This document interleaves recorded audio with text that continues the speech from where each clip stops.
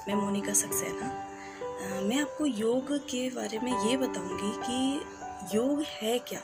जो आज पूरी दुनिया योग और साधना के पीछे भाग रही है, उससे क्या मिलता है हमें, उससे क्या पा सकते हैं हम, और हम समाज को क्या दे सकते हैं। तो योग एक तरह से होता है। योग का मन जो अर्थ है वो है जुड़ना। तो जुड़ना का मतलब कि जैसे हम योग में प्रकृति से जुड़ते हैं, अपने मन को हम अपने आंतरिक रूप को हम देख पाते हैं, हम अपने अंदर झांक के देख पाते हैं, अपनी सांसों को देख पाते हैं। आज तक हमने कभी ये सोचा कि हमें किस तरह से सांस आ रही है, कैसे हम सांस ले रहे हैं, हम स्लो ले रहे हैं या हम फास्ट ले रहे हैं, हमने कभी फील नहीं करा जब तक हमने प्राणायाम नहीं करे। जब हम प्राणायाम में बैठे तो हमें फील हुआ कि हम सांस इस तरह से, इस गति से लेते हैं और हमें कैसे लेनी चाहिए। हमें स्लो लेनी चाहिए, हमें फास्ट लेनी चाहिए। ये किसने सिखाया? प्राणायाम में, योग में। तो ये बहुत ज़रूरी है अपने जीवन में, अपने लाइफ में लाना। योग और व्यायाम ये दो अलग अर्थ हैं। योग हमारे को हमारे मन को शांत करता है। क्योंकि वो एक स्लो प्रोसेस है और आपके अंतरात्मा तक, अंदर तक आपको हिला के रख देता है। जब हम आसन, इसके जो नियम है वो है यम नियम, आसन, प्राणायाम, प्रत्याहार, धारणा और साधना। ये इसके नियम है चलने के। तो हम इन नियमों पे जब हम चलने लगते हैं तो हमें किसी से बताने की ज़रूरत नहीं पड़ेगी। हमें खुद अपने आप वो चीज़ आने लगती है कि अब हमें ये है, अब हम इस जगह पहुंच चुके हैं, या अब हमें इससे आगे जाना है, अब हमें इससे और आगे जाना है। तो उसको पाने के लिए हमें योग साधना हमें करनी पड़ती है, मेडिटेशन करना पड़ता है, ताकि हम अपने मन पे कंट्रोल कर सकें, अपने इंद्रियों पे कंट्रोल कर सकें। मन असल में इंद्रियों के भगाने पे भागता है मन। अगर हमने उसको भगाना बंद कर दिया, अगर हमने इंद्रियों को अपने कंट्रोल में कर लिया, तो मन भागना बंद कर देगा। जब मन भागना बंद कर देगा, जब मन स्थिर हो जाएगा, तो किसी भी काम में हमें उसमें उपलब्धि प्राप्त होने लगेगी। चाहे हम छोटे से छोटा काम करें, चाहे हम कोई भी काम करें, तो हम पूरा ध्यान हमारा उसी काम पे रहेगा। ये हमें योग सिखाता है। तो योग के लिए सबसे पहले हमारा शरीर हमारा तैयार होना चाहिए। तो उसके लिए ही हम प्राणायाम करते हैं। तो प्राणायाम भी हमें ये सिखाता है कि हम कितनी देर तक इसी तरह से, इसी रूप में बैठ सकते हैं। आपने देखा होगा कितने बड़े बड़े जो महात्मा होते हैं, साधु होते हैं, वो एक ही पोजीशन पे बैठ रहते हैं। अभी हमें कीर्तन में बैठा दिया जाए तो हम क्या है, हिलते डुलते रहेंगे। हमें एक स्थिर होकर नहीं बैठ पाएंगे। क्यों? क्योंकि हमारे घुटनों में दर्द है, हमारी बॉडी हमारा साथ नहीं दे रही। तो यही चीज़, इसको पाना ही योग है कि आप कुछ भी आपको प्रॉब्लम हो, ये नहीं है मैं कह रही हूँ कि जादू हो जाता है, ऐसा नहीं है, लेकिन धीरे धीरे उस कंडीशन पे आपकी स्थिति आ जाएगी कि आप योग करते करते, साधना करते करते आपकी बॉडी इतनी आपके बस में आ जाएगी कि अगर आप स्थिर होकर बैठना चाहें, आपको कोई रोक नहीं सकता, आपको ध्यान से कोई रोक नहीं सकता। लेकिन ध्यान तभी लगेगा जब आपका शरीर स्वस्थ होगा। जब इसी वजह से मैंने योग और साधना में आपको धीरे धीरे सारी बातें बताई हैं। सारे आसन एकदम से हमें नहीं करने चाहिए। क्यों? क्योंकि हमारी बॉडी तैयार नहीं है। अब हमें ये नहीं पता कि हमें क्या, जब आपको कोई बता रहा है, आपको ये नहीं पता चलता है कि आपको प्रॉब्लम क्या है। आप किसी भी चीज़ में देख के आप सिर्फ सीख सकते हैं कि आपको ये ऐसे करना होता है, लेकिन ये आपको करना है कि नहीं करना है, ये आपको आप शिक्षक के साथ जाएंगे, सामने उनके करेंगे तो आपको पता चलेगा। लेकिन आपको ये पता होना चाहिए कि ये हमें अगर ये प्रॉब्लम है, कमर दर्द है, हमारी घुटनों में दर्द है, तो हमें ये आसन नहीं करने।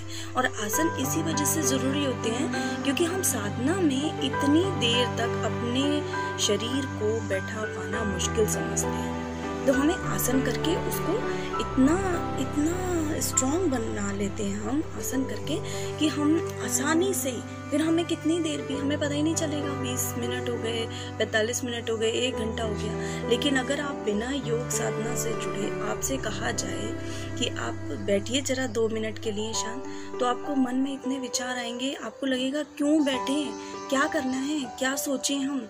तो ये हमें योग सिखाता है, साधना सिखाती है कि हम किस तरह से बैठें, किस तरह से हम बैठेंगे तो हमारे लिए अच्छा है।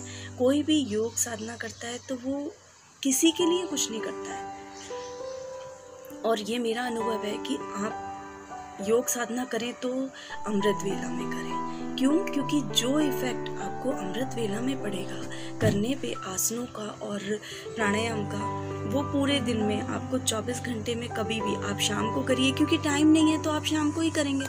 अब टाइम है तो आप सुबह कोशिश करिए कि वो 4 से 6 बजे का जो टाइम है वो बहुत अच्छा टाइम होता है। अमृत वेला इसी वजह से कहा जाता है क्योंकि प्रभु अमृत बरसा रहे होते हैं उस समय। तो वो जो एकदम प्योर ऑक्सीजन आपको उस समय मिलती है वो पूरे 24 घंटे में आपको कभी नहीं मिलेगी, उतनी प्योर।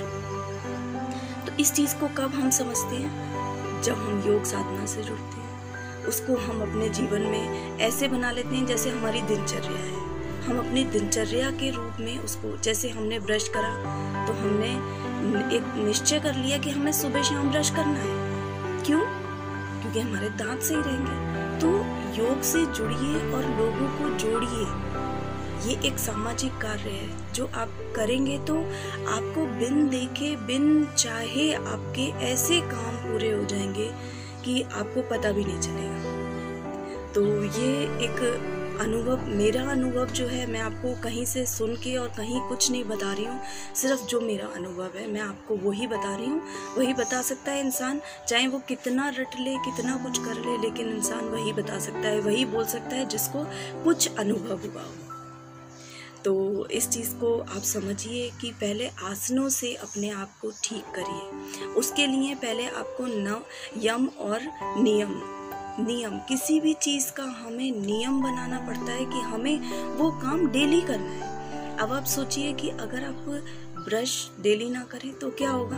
एक टाइम नहीं करते हैं तो हमारे मुंह से स्मेल आने लगती है। हमारे पड़ोस में बच्चे घूमते हैं, वो कहते हैं आप ब्रश करिए, आपने ब्रश नहीं करा। तो इसी तरह से अपने जीवन में योग को लाइए। मैं सच बताती हूँ, इसका इतना अच्छा रिजल्ट आएगा कि आप खुद दूसरों को सिखाने लगेंगे। मैंने कभी नहीं सोचा था कि मैं इतना कुछ बोल पाऊँगी, इतना कुछ कह पाऊँगी, अपना एक अलग पेज बना पाऊँगी कि मैं योग साधना से जुड़ी हूँ। और ये योग करिए। शरीर कोई मायने नहीं रखता, मोटापा कोई मायने नहीं रखता, अगर हम पतले कोई मायने नहीं रखता। योग साधना कभी बीच में नहीं आती है, क्योंकि हम जब योग करते हैं, आसन करते हैं, तो वो हमारी फ्लेक्सिबिलिटी अपने आप बनने लगती है। लेकिन हम अपने मन को दृढ़ करना होता है। अपने मन को आप इतना दृढ़ बनाइए जैसे आप नाश्ता करने के लिए बनाते हैं कि हमें सुबह उठ के नाश्ता करना है। क्यों करना है? मत करिए। दोपहर को खाना खाइए, सीधे दोपहर को भी मत खाइए, रात को खाइए। क्यों?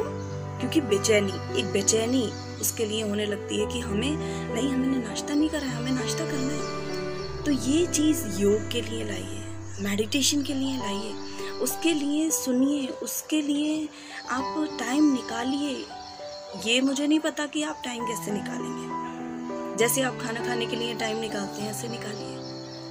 खाना खाने के लिए भी आप फ़ोन पे बात करते करते निकालिए, तो ऐसे ही आप योग के लिए निकालिए। आसन करिए, इस तरह से आसन मेडिटेशन करिए कि आपका टाइम निकले और आप उस टाइम को, चाहे आप बीच में 4 काम उसके करिए, कोई बात नहीं शुरू में, फिर धीरे धीरे आपको ऐसी हैबिट हो जाएगी कि बिना उसके आपके रहा नहीं जाएगा। पहले धीरे धीरे ग्रुप में करिए, जहाँ आपको ग्रुप मिलता है वहाँ करिए, लेकिन ये सोच समझ के हमेशा करिएगा कि आपको घुटनों के दर्द में क्या नहीं करना है, कमर दर्द में क्या नहीं करना है, और आपको सर्वाइकल पेन है तो आपको क्या नहीं करना है, क्या करना है।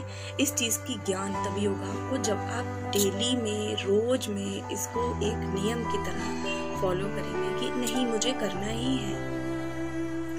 तो तो इसका नियम बनाना बहुत ज़रूरी है। और जब आपने नियम बनाया तो प्रत्याहार अपने आप शुरू हो जाएगा, आपका होना अपने आप करना शुरू कर देंगे आप। प्रत्याहार की मैं अलग से एक वीडियो डालूंगी, उसके लिए बताऊंगी, क्योंकि वही असली है जो आपकी आगे की जो 2 स्टेजेस है उसको आपको वहाँ तक इजीली पहुँचाएगा। आपको कुछ नहीं करना पड़ेगा, ये योग साधना कुछ करना नहीं पड़ता है, सिर्फ आपको एक नियम बनाना होता है। अपने मन से कहना होता है कि नहीं हमें करना है, हमें इससे फ़ायदा है। जैसे हमें खाना खाने से हमें फ़ायदा है, हमें एनर्जी मिलेगी, तो ये चीज़ आपको नियम बनाना पड़ता है, तो ये अपने आप बनता चला जाएगा। इसके लिए आपको किसी को प्रेशर करने की ज़रूरत नहीं है। और जिसके नसीब में भगवान ने लिख दिया है कि इसको स्वस्थ रहना है तो वो योग से जुड़ेगा, और जिसको नहीं रहना है वो डॉक्टरों के पास घूम रहा है, उसको कोई रोक नहीं सकता। मैं ये नहीं कह रही हूँ कि ये योग में जुड़ते ही आपके ऊपर जादू होना शुरू हो जाएगा, आप ठीक होना शुरू हो जाएंगे। मेरा मतलब यहाँ से बिल्कुल नहीं है। आपके मन को, आपकी बॉडी को धीरे धीरे धीरे धीरे धीरे करके आपके ऊपर, आपको अपने ऊपर कंट्रोल होना शुरू हो जाएगा। तो वो चीज़ें आप अवॉइड करने लगेंगे जो कि प्रत्याहार में होती हैं कि आपको ये नहीं खाना है, इससे ये हो जाएगा। तो ये आप अपने आप करने लगेंगे जब आप योग साधना से। जैसे एक नियम बन जाता है कि हमें 8 बजे तक रात को खाना खा लेना चाहिए। क्यों खाना चाहिए? क्योंकि अगले दिन अगर हम सुबह अमृत वेला में उठ के योग करेंगे तो हमसे होगा नहीं योग। इससे देर से हमने खाना खाया, डाइजेस्ट नहीं होगा, क्योंकि हमें जाके 1-2 घंटे बाद सोना है। तो ये नियम अपने आप बनने लगते हैं आपकी लाइफ में। आप योग से जुड़िए, ये नियम अपने आप बनने लगते हैं। और योग के लिए तो इतना कुछ है कि मैं शायद कितना कुछ बोल लूँ, टाइम कम पड़ जाएगा, लेकिन इतना ही काफ़ी है कि आप शुरुआत में इतनी फीलिंग ज़रूर लाइए कि योग हमें इस तरह से जोड़ना है अपनी लाइफ में, जैसे हम अपनी दिनचर्या शुरू करते हैं, इस तरह से हमें लाइफ में अपने योग जोड़ना है। तो अगर हम उस तरह से जुड़ जाएं अगर हम योग से, तो हमें कुछ नहीं करना पड़ेगा। धीरे धीरे धीरे धीरे धीरे हम उस लाइन पे आगे बढ़ते चले जाएंगे, फिर हमें कोई रोक नहीं सकता। और हम वो सब कुछ करके हम दूसरों को, हम अपने समाज में, अपने घर में दूसरों को भी इससे प्रेरणा दे सकते हैं कि देखो हम जो करते हैं हम उससे स्वस्थ हैं, तो आप भी होइए। ये इससे आपको बहुत लाभ होंगे, ये हम स्ट्रांगली कह सकते हैं। तो इससे जुड़ना पहले ज़रूरी है, उसके बाद नियम फॉलो करिए, और नियम फॉलो करने के बाद आपको खुद अपने एक्सपीरियंस होने शुरू हो जाएंगे जो कोई नहीं बता सकता किसी को, वो शुरू होने लगते हैं। ठीक है, अगला मैं बताऊंगी कि आपको किस तरह से, आपको क्या दिनचर्या में आपको क्या क्या खाना चाहिए, नाश्ते में, दोपहर के खाने में या रात के खाने में कितने बजे तक खा लेना चाहिए। क्योंकि हम धीरे धीरे स्टेज पे चढ़ते हैं। जब हम सीढ़ी चढ़ते हैं तो पहली सीढ़ी हमें पहली चढ़नी होती है। सीधे ये नहीं होता है कि हम 10वीं सीढ़ी पे छलांग मार सकते हैं, तो हम गिर जाएंगे। इस मारे धीरे धीरे, लेकिन जितना कुछ मैंने अभी तक बताया है उसको धीरे धीरे अपने लाइफ में लागू करिए, उसको धीरे धीरे धीरे धीरे लाइए और चढ़ते जाइए। एक एक सीढ़ियाँ चढ़ते जाइए। सीढ़ियाँ चढ़ते चढ़ते क्या होगा, आपको इतना अपने ऊपर कंट्रोल हो जाएगा कि आपको अगर कोई कुछ कहेगा उससे कोई फर्क नहीं पड़ेगा। अगर आपको कोई कुछ अगर गलत शिक्षा भी दे रहा होगा, आप उस तरफ नहीं जाएंगे, क्योंकि आपकी आत्मा नहीं जाने देगी। तो ये कंट्रोल अपनी बॉडी पे तो तभी आएगा जब आप योग और साधना से जुड़ेंगे। ये बहुत बड़ा कंट्रोल है, ये आसान नहीं है। इसकी मजाक बनाइए चाहे कुछ करिए, लेकिन इससे जुड़िए, योग से जुड़िए। बार बार कहा जा रहा है, स्वामी रामदेव जी बहुत अच्छी सेवा कर रहे हैं देश की और पूरे विश्व की, कि इतनी अच्छी तरह से उन्होंने सिखाया है, उसको योग को आगे बढ़ाया है कि पूछिए मत। और हमारी भारतीय योग संस्था ने तो इसको निशुल्क कर दिया, बिल्कुल निशुल्क। आइए, निशुल्क सेवा है, आपको हर जगह केंद्र प्रमुख मिलेगा, वहाँ पे आपको शिक्षा दी जाएगी। पार्क में बहुत अच्छा सुबह का टाइमिंग होता है 5 से 6 बजे का, उसमें आप करिए, योग साधना करिए, कुछ भी आप पूछिए, आपको बहुत अच्छी राय देते हैं ये भारतीय योग संस्थान, जिससे मैंने भी वहीं से शिक्षा ली है। जो भी शिक्षा ली है, जितना भी मुझे आया है, भारतीय योग संस्थान का बहुत बहुत धन्यवाद है। तो उसको अपने लाइफ में अपनाना पहले बहुत ज़रूरी है, और जैसे जैसे आप अपनाते चले जाएंगे आपको खुद अच्छा फील लगने लगेगा। आपने कभी बैठ के सोचा है कि ये जो हवा चलती है कितनी अच्छी और सुगंधित होती है सुबह के टाइम में? आप कभी बैठ के देखिए, पार्क में बैठ के देखिए कि कैसा लगता है, कैसा फील होता है। आपको इतना अच्छा लगेगा कि आपको लगेगा कि नहीं कि आप बिस्तर पे सोते रहें, चाहे वो एसी चले, चाहे आपका ना चले, चाहे ठंड में आप रजाइयाँ मिले, लेकिन आपको वो जो सुबह की हवा होती है वो आपको बहुत अच्छी लगेगी। आप ठंड में भी अपने घर में करिए थोड़ी देर योग साधना, क्योंकि बहुत ज़रूरी है। जैसे जैसे लाइफ बढ़ती है हमें प्रॉब्लम आनी शुरू हो जाती है। जब प्रॉब्लम आ जाती है तब कुछ भी क्योर करना बहुत मुश्किल होता है।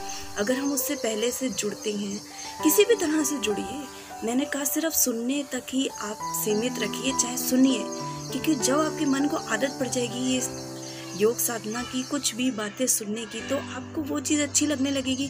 फिर आप कभी कभी एक आसन कर लेंगे, कभी मेडिटेशन कर लेंगे, कभी पंजों की एक्सरसाइज कर लेंगे, कभी कुछ एक्सरसाइज कर लेंगे, कभी किसी तरह का नियम अपना लेंगे। तो जब आप धीरे धीरे ये करते चले जाएंगे तो आपको खुद देखिएगा आपको कितना फ़र्क अपनी लाइफ में होने लगेगा। और जब हम करेंगे तभी हमारे बच्चे करेंगे, तभी हम आगे की जनरेशन को सिखा सकते हैं, नहीं तो नहीं सिखा सकते।